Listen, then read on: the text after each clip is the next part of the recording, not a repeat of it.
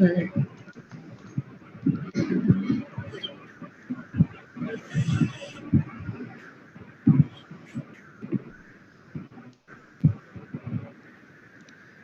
Bup, bup, bup, bup, bup. Stand by. Okay. All right. Let's get this show started. All right.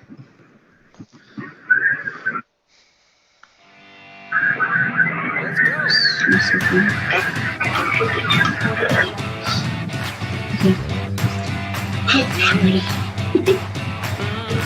I really got the feeling today.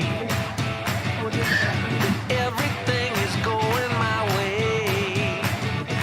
Now this is what I'm talking about. Every time I see your smile, it makes me shout. Let's go! Let's go! Nothing's gonna stop us today. Get on the bus or get out the way. We're cruising with the radio on. So turn it up to 10. Here comes our favorite song. Let's go! Let's go! Let's go! Let's go! Yes, welcome to another episode of the Mystifying Technology with Sam on the Power Series. This is episode 2 of the Power Series. Today, we're going to be talking about Power Apps. We're going to be talking about some cool stuff pertaining to governance and some best practices. I have with me another Power Addict all the way from Yep. Nigeria. It's awesome. But before I introduce Yes. her, I mean, you can hear her screaming and shouting because she's excited. And I'm also excited because it's an amazing opportunity for us to learn. Yes, I But am. before we do that, just like we do all the time, well, I need to let you know that from the 11th of January 2020 is going to be the Power Apps Power Platform Ghana 2020, which is going to be the maiden edition and also the first annual business applications meeting in Ghana. So if you haven't signed up, make sure you go sign up. If you haven't joined the meetup group, make sure you join it because 2020, as our friend says, is the year of power. So Yep. without much ado, let's get to meet our guest today, Foying. Welcome, you're live. Everyone can see you now. What's up? Hi, Sam.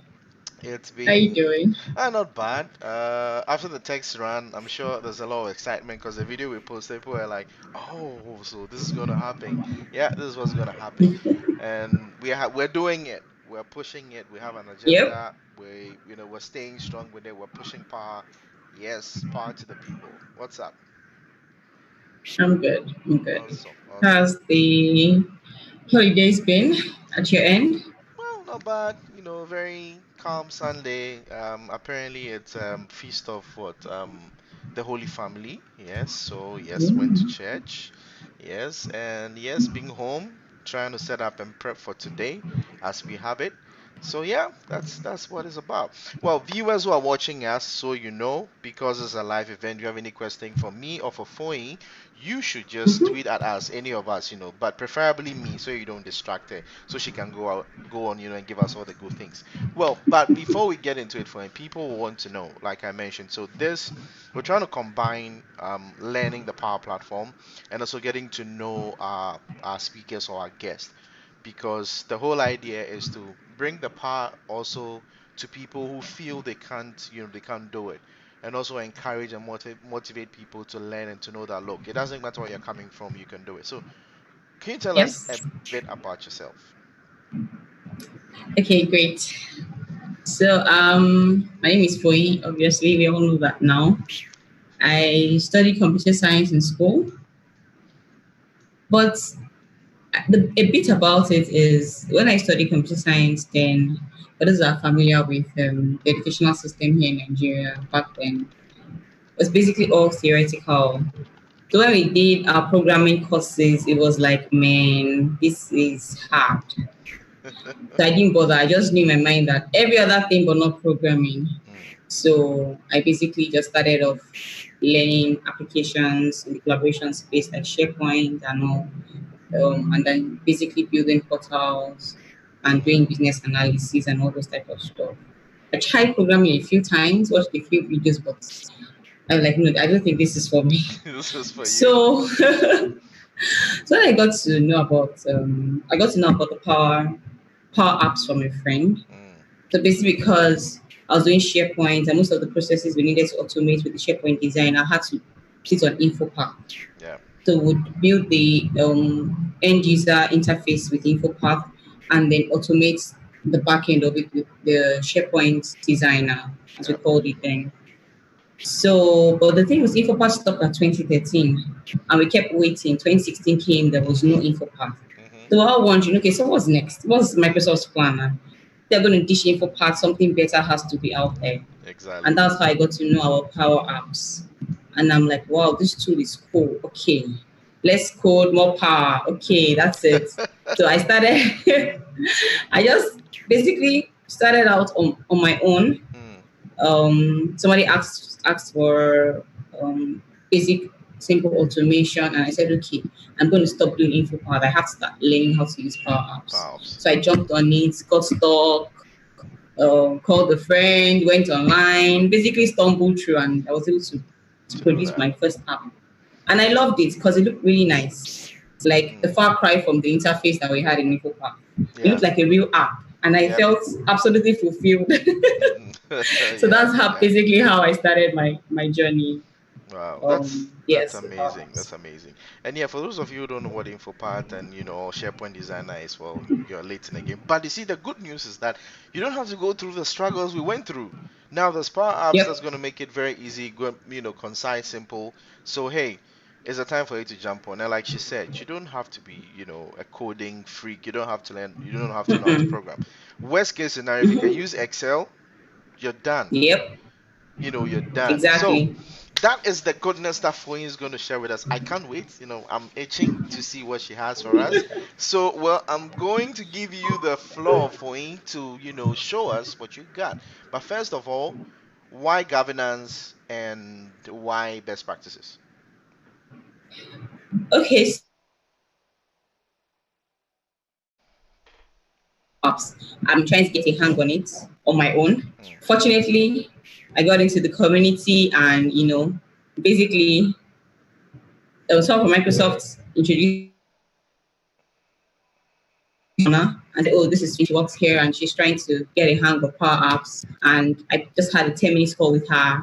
And the mm. next thing I saw was that my name was all over Twitter saying, oh, she's doing great stuff. Let's show her some love. Yeah. And that was how I met family and the whole, and it has really been helpful for Yeah. me. So Mm, along the journey, I discovered that as I started to learn more, because for me, governance is important. So I'm saying, mm, how would this work in a financial institution environment? How are we going to be sure that we're doing this right? How do we ensure that security is in place? How do we ensure that we can see what everybody's doing? How do we know that people are not breaking stuff? yeah. Because the whole idea is empowering everyone to be able to do this thing. You don't need to come to IT before you can automate a simple process for your unit Exactly. or for your department. That's where we want to get to. But how do we now begin to control this? So that was what really got my interest in governance. I kept thinking, how is this thing going to work? How is it going? And I kept Mm, asking questions from the more experienced guys in the community, and I got a lot of answers. So I felt this is important because I've gone ahead a bit on the wrong foot, and I need to step back a little bit now and yeah. start building on the right structure. So after Donna had our introduction last week, I felt that the next best and most important thing to know about is governance and best Yeah. practices. Yeah. So that's why I think this is really important. So everyone gets started on the right foot. Yeah, that's really Yeah. true. I mean, you mentioned in the creatives like, oh, like I mentioned, well, with with power comes great responsibility. And I'm like, yeah, that's true. So I mean, what's Yep. all these power you have and not having, that governance or that best practice to use the power very well? So it just makes sense for us to, go through the process of understanding what's the good and the bad, how to use the power properly and not to get power drunk. So, well, all right, Mm-hmm. ladies and gentlemen, let's just get right into it. So, hey, if you have your content, hey, let's get it on the way. All right. Sweet. Okay. Awesome. The floor is all yours. And our viewers, like I mentioned, if you have any question for me, just send it to my handle on Twitter or just share it on any of the platforms you are watching us from. And I would ask her, and she'll be gladly, willing to answer the questions for us. So, hey, Foy, the floor is all yours. All right. So let's get started. Yes, of course, this is me and Sam, like we all know. Yeah. So thank you, Sam, again for inviting me. I'm truly excited about this opportunity. And I'm more excited that it's coming right from us in Africa, like we're doing our stuff. This Yep. is really, really, truly exciting for me. All right, so yeah, this is me. My Twitter handle, me on LinkedIn, Oyinlajide below. This is where I work. I work with Sterling, the leading bank here in Nigeria. Yay, and a Microsoft certified productivity expert. I'm also a project management professional from PMI and certified development. Okay, let me not bore us too much. So now I'm going to look at this from two areas. First of all, at the enterprise level, and then start talking about the canvas at the canvas level, like Mm, how are you supposed to name your controls? What's expected of you? Did you just go there and just give it any name? I felt this is really important because most of us are not coming from the developer background, right? Maybe you're a sysadmin or some administrator doing different things and you jumped on this system developer track. It's important for you to know how things are named and how they are done. Why? Because your application can be maintained by someone else. So you build an app, you leave the organization today and move on to somewhere else. Somebody's taking over from you. The person needs to be able to see your application and understand it without spending hours and getting a headache. So that is why this is important. And I'm only going to give us tips to get us excited and curious, and then give us reference links so that we can do more reading ourselves and start to learn to do stuff the right way. Yeah, so at the enterprise level, you're going to have some initial questions you need to answer. How many environments do I need to have? It's a critical question that I asked myself. First of all, I know a lot of us are building apps on the default environment, and that is a no. You're not supposed to have applications that are being used by the whole enterprise, by the whole organization in the default environment. Default environment is for basically applications that are in use for probably just yourself. But anything that is in use by a unit, a department, and that is in production should not sit in your default environment. And default environment is automatically created, so you don't create this, which is why a lot of us just go there and start building apps on the default environment. So this is a no-no. So how many environments should we have? Ideally, I believe you should have 3 environments. One for development, one for your test, or also called your staging environment, and the last one is your production environment. So this is the standard. So if you have your company existing across different geographical locations, you may also consider having these 3 environments for each of those locations. So that's also the best practice. If you have uh, we have a location in Kenya and a location in Cameroon, then you will have a dev environment for Kenya, a test environment for Kenya, and a production environment for Kenya, mm, and a dev environment for Cameroon, test environment for Cameroon, and a production environment for Cameroon. So this is how it should be done at the barest minimum. Reading more articles written by the Microsoft professionals. Sometimes they say, okay, you can have environments based on functions. So all of the HR stuff can sit in a different environment. All of the operations applications can sit in another environment. But I think if you have too many environments to manage, it may also be a bit of a problem. So if your organization is not so large, I would suggest highly that you start with the barest minimum, which is 3 environments. Yeah, so that's one thing we should be thinking about is who should have admin rights in each of these environments. So by default, anyone that has, I think by default, everybody can create an environment. So you have to go there and turn it off to enable only global administrators and power platform administrators to be the ones that can create these environments. Yes, that's very important. I have to do that, or else you have chaos. You have chaos. Everything is all over the place. So we need to turn this off, and then we now need to think about it. So an important thing to also know is who is going to have this admin access. So what is really critical, kicking off with Power Apps and Microsoft Flow, is you need to have a service account. You cannot, it's not your account that you're going to use to run all of these things and create all of these applications. You have to create a service account. Call it Power Platform Mm-hmm. Admin or something. And that account will be a licensed account and will have either the global administrator rights or the Power Platform administrator rights. Why is this important? Like I said before, when you leave the organization, you don't want to leave people stranded. So everything has been built with your account. You have to leave. Your account needs to be deactivated, and then things start crashing. So let's do it right from the beginning. Have the service account that you use to build all of this stuff that you're going to start building. So that's important. So that account will be an account that will have admin rights in the environment. Of course, you can also make your accounts have admin rights, but when you are building stuff, you want to be able to build these accounts. So how do you manage the Power Apps and also your flows, which you have used Power Automate to build when a maker, as we call them, we call anyone that builds stuff using Power Apps and Power Automate a maker, or also a system developer leaves the organization. So like I said, I leave where I'm working today. What happens to all of the stuff I've built? I think I've answered this. The first thing, you need to have a service account. Secondly, when you start to have citizen developers, what you need to let them know is, guys, as you're creating your applications and automating your processes, you need to share ownership with this service account.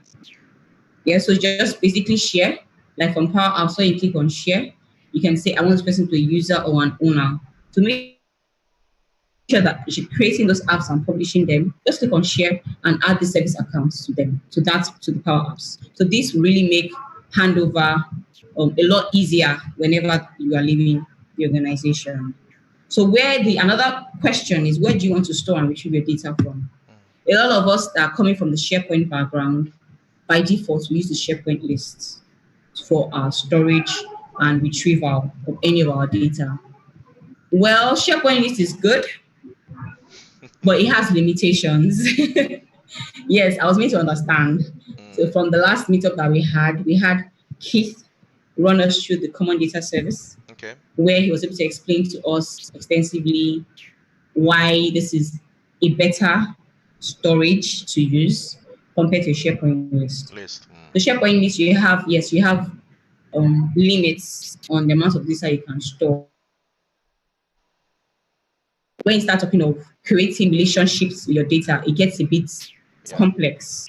Yes, so that's why I encourage all of us that are coming from the SharePoint background, including myself, to start using the common data service and start learning how to use it. Yes, so then can I view all the makers in my organization? So you have caught the passion or you've been beaten by the Powerball, you're all excited.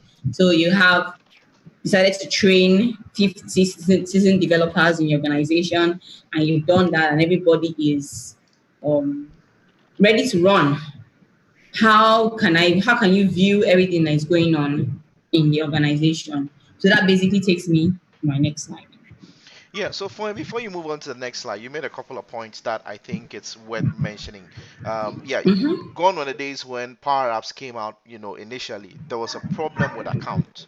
We know that if I created Power App and I left the company, pretty much that was it. Because if my account was nuked, it goes with all the apps I have created. But luckily, that's not the case. And like Foy mentioned, yes, it makes a lot of sense to have a service account that is tied to the users of the Power App. So hey, if tomorrow someone leaves the company, no stress, no worries. The app is still there for you. So really cool thing to know. And just to add a little thing on the data sources, you can actually even connect Facebook, social media, and build a Power Apps over it. So hey, maybe we should get someone next to do common data service. But hey, trust us. Myself and Yes, you Foy should. will make that happen. Back to you, Foy. Yes, we will. We will.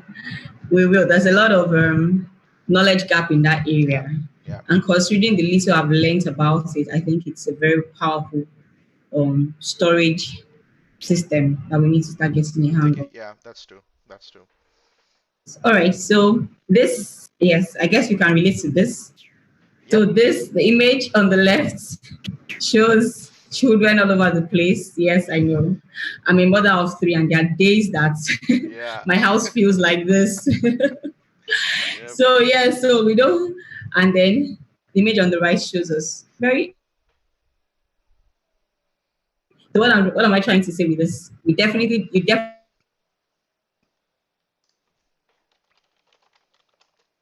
we want the image on the right. Yeah.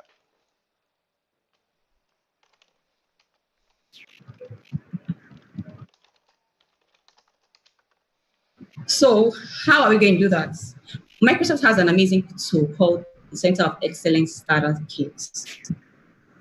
This tool is so amazing that I thought it's most important to mention it. It's like kind of the answer to a couple of the questions around how do I take control of my environment. So it has this Power BI dashboard that gives you a bird's eye view of your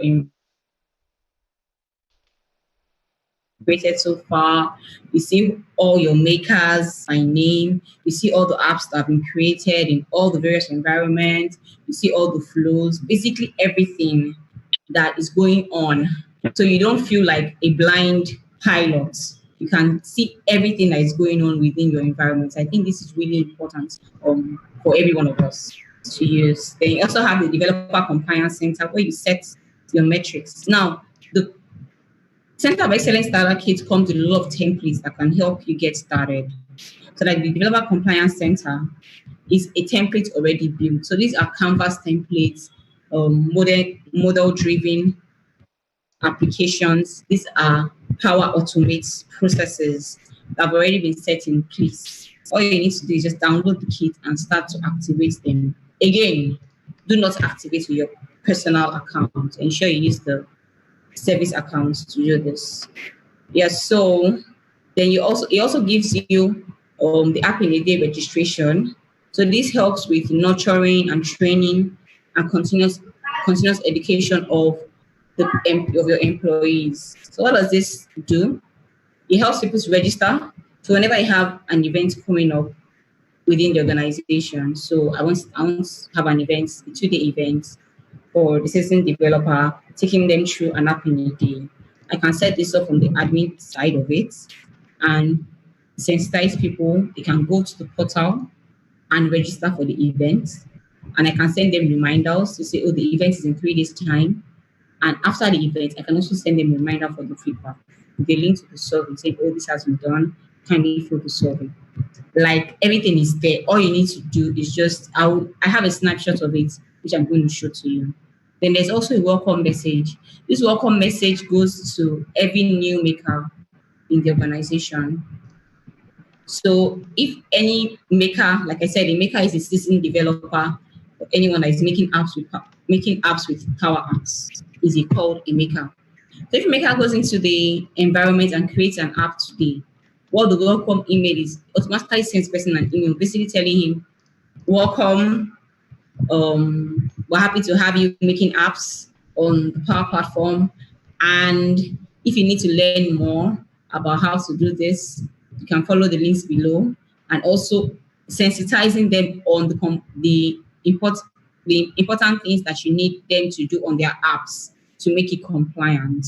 So that kind of gives them heads up around what is required from them. So then you also have the app catalog. App catalog is a central place where all applications are like you have access to all your applications. So as you begin to build applications and the number of applications that you have in your organization begins to grow, it is important to have a single interface where you can store all of these applications for easy access. So that's what the app catalog does. Yeah, so this is a screenshot of what the Power BI dashboard looks like. So I know it's not too clear, but I have the reference links at the end. All this is copy from Microsoft's blog sites. You can go and take a look. But what this does is you can see the total number of apps you have. So on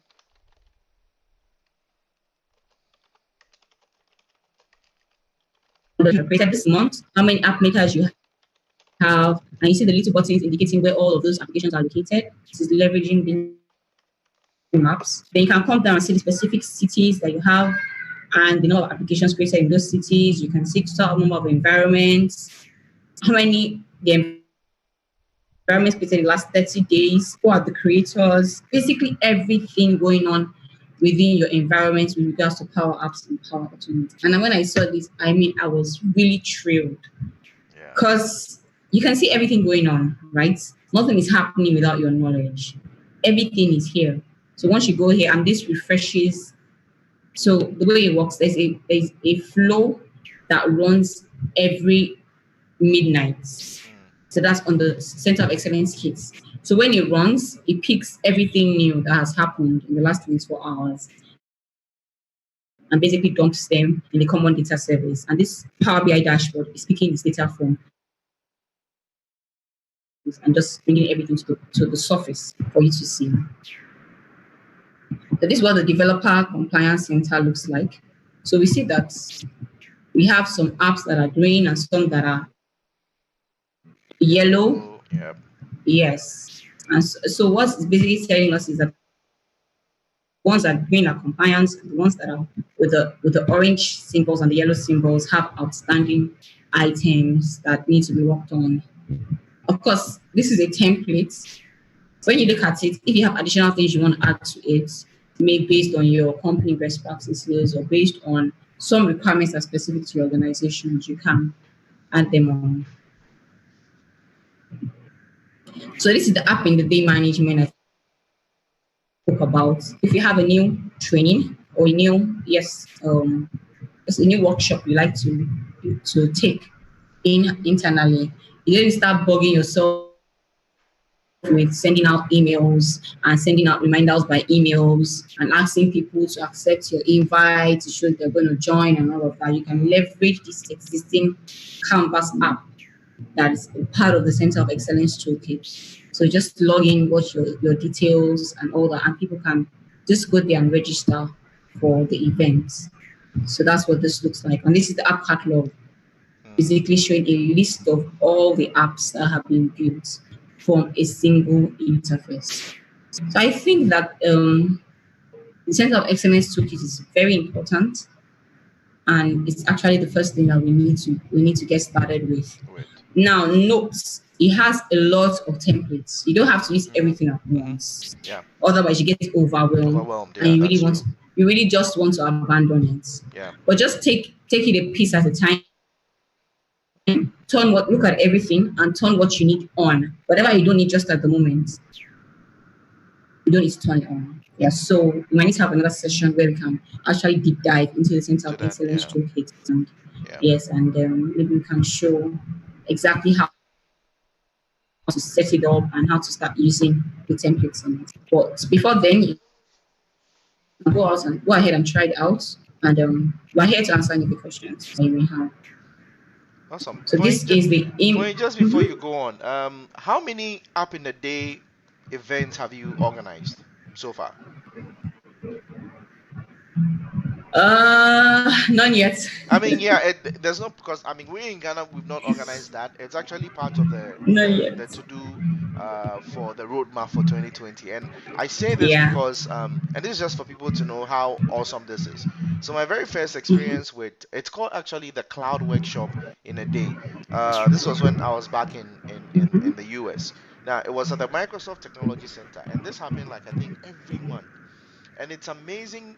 Like, you get to learn, it's like a whole day, kind of like a hackathon the whole day, where you get to know Yeah. how to build, either if it's app or flow or something, and it's amazing. So I think that, hey, all the Yeah. guys running the power platforms, or power user groups across the continent, please pick it up. The content is free.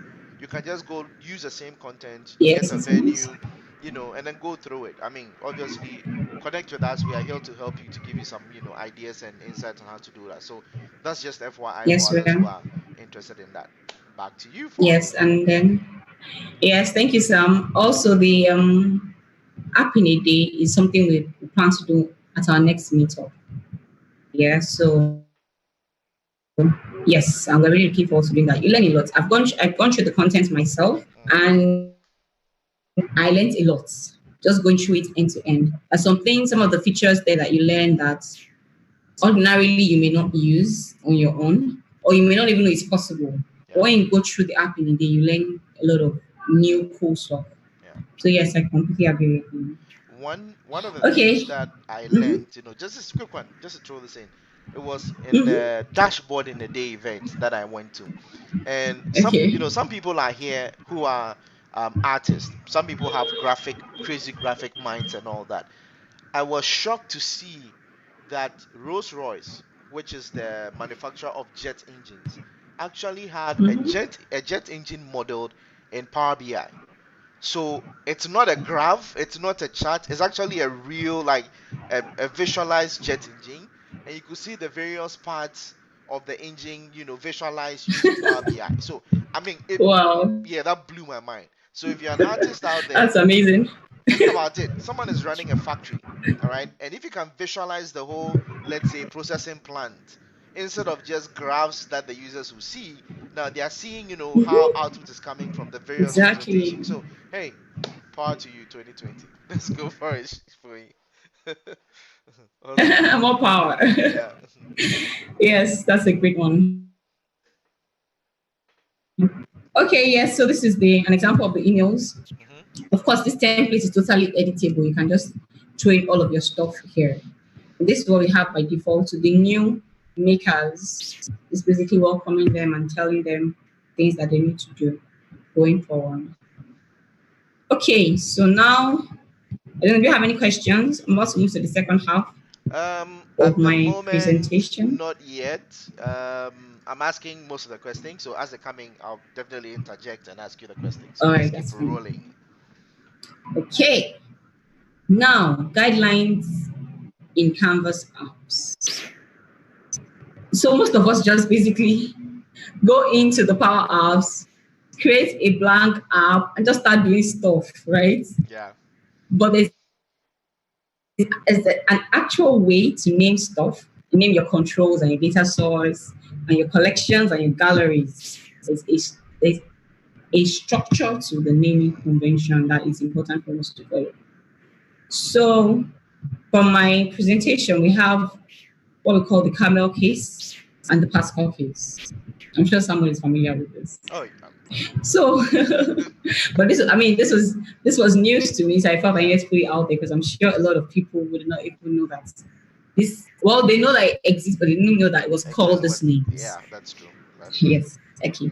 So yeah, the camel case basically starts first of all, no spaces, no no marks at all, no punctuation marks, a single word, and it starts the first word with a small letter. So as you can see, I have an example here with TXT, with the T as a small. Then the next word, the first letter of the next word starts with a capital letter. And then just keep interchanging it like that. So you maybe have text, user, email, address. So this, anything written in this form is written in what we call the camel case. Now, this type of structure is used for controls and variables.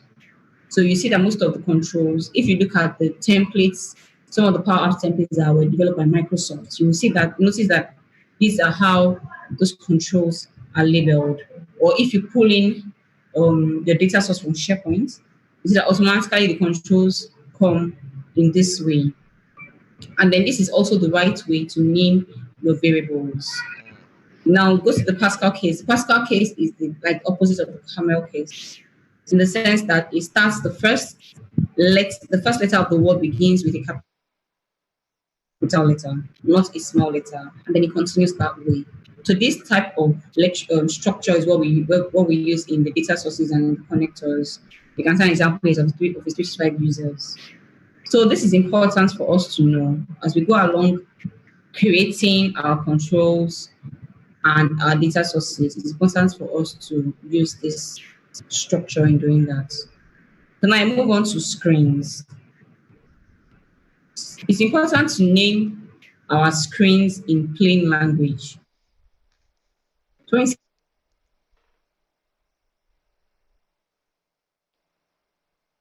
screen at the end of it, like home screen, employee details screen, feedback screen, confirmation screen. That's the proper way to name your screens, not abbreviated like what I have here. Or you feel employees too long, so you remove a couple of the vowels in it and just put employee details. Anyway, looking at that, we know that that's a screen. So this is how we should name our screens. And then when we talk about control names has to be unique in your application. So if you notice some of your controls, when you copy and you paste them, you see an _1 because you cannot have two controls with the same names. And you must use what we call the 3-character type. So this you have to learn if you have no experience with development previously. So that's why you see things like the BTN for button, you see DRP for drop down, you see GAL for gallery, you see the CMB for combo boxes. So these are the correct ways to name your controls. Like the TXT here is for text field, TXT. So we need to learn. Some of us are not familiar with all these things. We need to learn. But as you use it, you get more familiar with it. And like every other thing, you become a master at it. Yes, so this is an example here. This is telling us that this is a gallery. So GAL is gallery bottom nav menu. So like we said, the control uses the camel case. So you can see that the gallery starts with a small letter G. So this is a bad example. Just naming the control and calling it Z code or next or country. Stay away from those type of things. Okay, next I'll go into variables. So like we all know, and if you don't know, we have two types of variables. In Power Apps, we have the contextual variables and the global variables. What's the difference? Contextual variables or context variables are variables that can be used only on the screen you are on at that time, while global variables can be used across multiple screens. So that's the big difference. Now, they can have the same names in Power Apps, unlike the controls where each of the names have to be unique. So that is why we have to name them properly. So if you're using a contextual variable, you need to give it a prefix of lock, LOC. So you see this as an example, lock success message. So this shows that this variable is a contextual variable. So anyone that's picking up your app and wants to continue to maintain it, once he sees it, he knows that, okay, this is a contextual variable. And in the case of the global variables, you have the GBL as the prefix, So you see the GBL indicating that this is a global variable. Now, these are bad examples. Just putting hide next button, exactly, rest fields, and some funny things to represent your variables and not exactly the way they should be named. Now, look at collections. Now, for collections, Collection names has to be descriptive also, and you use the prefix of col. So you can say an example: call menu items, call tribe apps. So you do not say collections something, or Mm, just name it like that, or approvers, or items, expense items, those kind of things. mm, If it's going to sit in a collection, it's important that we name it properly using the call prefix. So these are the bad examples. Like I said, other call, temp collection, that's a no-no. So additional tips. I mean, there are a lot more. There's a whole document that talks about yeah. best practices in Canvas apps. So many other things that we can learn from it. So all the links at the end of my slide, and you need to really go and read up on it and start using them. So what are the additional tips I'd like to share today? Any media that is not in use should be deleted. So you're building your app, you pick up this image, you don't like it, you leave it on, create another screen, leave it on, finally decide on what you want to use. But all of the other stuff you have been testing with are still there. So anything that is not in use, whether it's media, whether it's your screen, you need to take everything out. Then another thing you need to consider when you're building your app is, am I putting too many flows or Mm, business logic into one application? yeah. Because then it really gets complex, very complex. So if you think you are, then the best thing to do is separate the applications. Don't put too much workflows in a single app, because then your application won't be optimized to take a longer time to load and get your users frustrated. They don't want to use it. So this is something we also need to consider as we are designing the applications that we Mm, intend to build. mm, Then this is also really, really, really cool. Instead of using PNGs, you can try to see if you can use the SVG, that's the scalable vector graphics images, because they are a lot lighter. So for every yeah. time you want to use an image, I think you should run a search for the SVGs first. See if you can find something that works for you, which will make Yeah. your application a lot lighter than pumping so many PNG images or JPEG Yeah. images into it. And then you need to publish periodically also. Don't wait till 5 days time before you publish. Very important. Your application does not auto save until after the first time you saved it. Mm, yeah. So once you create your app, first thing you do is you need to save. After that, it auto saves. But it's also important to publish it periodically. Yeah, so these are my reference links. Sam, I don't know how we're going to get this out there. Well, so they are seeing it right now. Maybe we should just leave this on Okay. for a few more minutes. Some people might be taking All right, while screenshots, we talk. but what you can do is that you could also, Okay, that's I fine. mean, send it to me after the show. I'll publish it as part of the article for the show. All right, Um, that's good. like for you mentioned, if you're struggling with free scalable vector graphic images, there's a tool called it used to be Icon 8. Hold on, let me check. I have it on my desktop.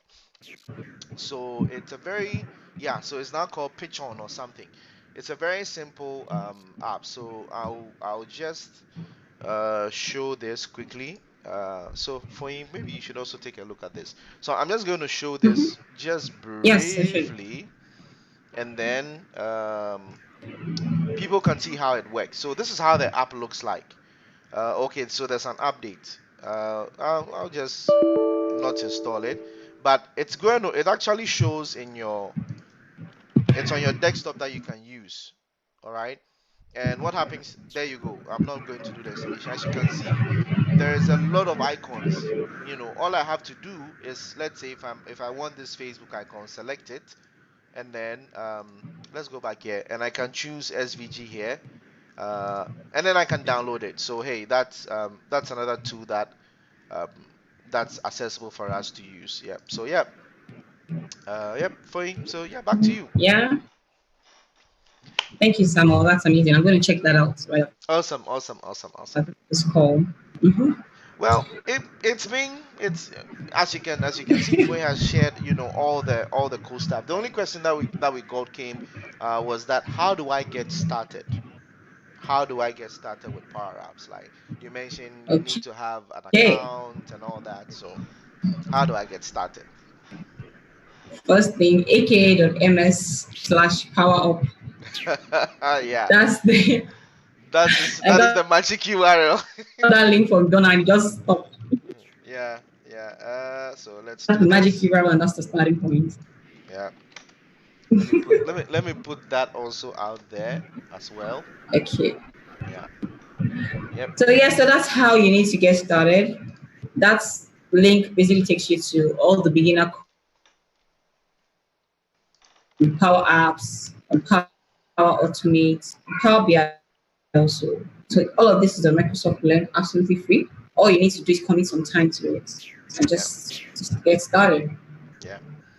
I've actually made a personal resolution that within the first quarter of next year, I need to do as many of the certifications in the Power Platform just by going through Microsoft Learn, because it has improved drastically, step by step, Yes, it and has. it's amazing. It's amazing. So, yep, I'm planning to do that. And for those who don't know, you can Yeah. actually And then now you can actually now take your Microsoft certification from your own room, from home, provided you meet a yes. few requirements. You need to have a clean working space, no extra monitors, a few Mm-hmm. things, but you can do that. So there's more convenience. Study with Microsoft Learn, hey, and go write the certification. So that's pretty Yes, much you it. can. Yep, yep, yep. Yes. Yeah. Well, I remember when I had my Azure exam at home. So I had to take my PC round so they could see all the Mm-hmm. walls and everything. And I have this board in my Yep, study where my children had written on it with permanent marker. yep, And the lady was, you have to wipe that. I'm like, yeah, it can't be wiped. So I had to literally take out the whole board yep, from the room for the yep, period of time. So yes, it's really amazing writing from the comfort of your home. yep. And the support was absolutely Absolutely, yeah. amazing. Great support. I lost the connection at some point, and then I got a call. I was so Mm, surprised because I was yeah. already frustrated. Like, oh, I'm not starting my exam and I've scheduled. How am I going to reach them? And then I just got a call saying, Mm, oh, yes, we can say that you lost connection. It's fine. Just reconnect now and let's just continue mm, from where we stopped. So yes, that's the thing. And another thing I would like to say is I want to encourage all the ladies out there. yep. You know, most people think that, oh, all this cool stuff are not for ladies. Ladies should sit in the service decks or Please tell them. or or in IT project Uh-huh. management Mm-hmm. or as a business analyst, Mm, or in communications, IT communications or something. But all of this tech stuff are not for ladies. I would like to come out and really oppose that mindset. There's really nothing that ladies, women cannot do once you set your heart to do it. I know it's tough, especially if you're married, you have yeah, commitments, your mom, your dad, your kids, your husband. But once you're determined to do this, you can do it. And I'm still you in can do it. it. I Yeah. have. I mean, Sam, you can't imagine. I have barely 20 ladies on our Nigerian group of over I 100 people. I know. It's And a global thing, especially for Africa. Seriously, for you. So one of the focus, for us this year is try to partner with a lot of the female groups. And let me give a shout out to Developers in Vogue, Ivy Bailey. Like we're trying to partner with them to take this to them, because the divide is just too huge. The divide is just too huge. It's too huge. Yes, it is. So apologies. I have an interrupter. Oh no, don't worry. We oh you see, this is the fun part Say of it. hello. Hello. You're saying hello to the world now. Can hardly leave me alone for 1 hour. No, but you see, this is what I like about it. The fact that people get to know that, look, we are not superhumans. Like, we're family people like you are. Like, we have things going around. Like, you can see around me, I have a lot of things going on. But for this to work for us, for this to, to work for Africa, for us to grow our own, and to build our own. These are some of the sacrifices we have to take. So let's be as natural and as normal as we can Yes, be. And they are. hey, I think I have a surprise for you guys. I'm going to bring the youngest power addict on the continent. Keep it crossed. I have one person like that. Very soon, he's Wow. going to come out. I'm going to show him to the world at the right time. But hey, Pui, it's been awesome, awesome having you. I'm sure that we've set the pace for the others to follow. So this is the time or the point in the show where I get Yep. to ask you, who do we hand the baton over to? Who is coming on the Power Series next? Who should we drag? Who should we pull from wherever we have to pull them to come? At least Donna has kicked it off. You've told us we have to do it the right way. Now that we know how to do it the right way, what do we do Let's get next? started. Exactly. Who do we bring next? So it's open to you. Yeah. Since you have the platform, you get the honor to choose. Yes, yes, I do. I actually have someone in mind, and Okay. I'm giving him heads up, Okay. like 2 weeks now. I'm just basically Awesome. going to tell him, Hmm. Ibrahim, you're next. I'm sure he's Okay, probably listening Ibrahim, to me. you have been summoned to appear before the gods of the Power Apps and Power Platform. So please prepare your Yes. slides, prepare your content. I'll connect with you in the week. And then next Sunday, before Sunday, your creatives will be out, and then we can have another awesome, awesome discussion. Now, one of the things that people keep asking, how do you get started? And Donna has a content on how to create an account. But and on with my Yes, she show does. with Donna, I also share that you can sign up for the Office 365 developer account. It gives you Yep. enterprise access to do Power Platform stuff. So if you don't know how to do that, just I have to write that as a blog post. I am supposed to do that. I promise I'm going to get that Yes. out and share it, and then you can easily do that. So, guys, Yep. it's been awesome from myself and from Foyin, awesome power addict. And please, Donna, if you are watching, I am jealous. Yes, my badge. Foyin I hope you has can a see my badge. badge. I Oh don't have gosh, I my forgot to show badge. it. Yay, Power Addict badge. I don't want any issues. Donna, please make it happen. If you have to ship the next batch, please ship it so that we are. I mean, come to think of it, maybe we can do a badge that says, I was on the show or something that we can give out. So as the addict come through the show, we can give them something, to show that. Well, yeah, but we'll figure it out. So, Yes, we will. ladies and gentlemen, thank you for making time with us for another thrilling episode of the Power Series. Until we come your way next week with another awesome event, this has been the Power Series, and enjoy the rest of your evening. Sign out. Bye. Bye.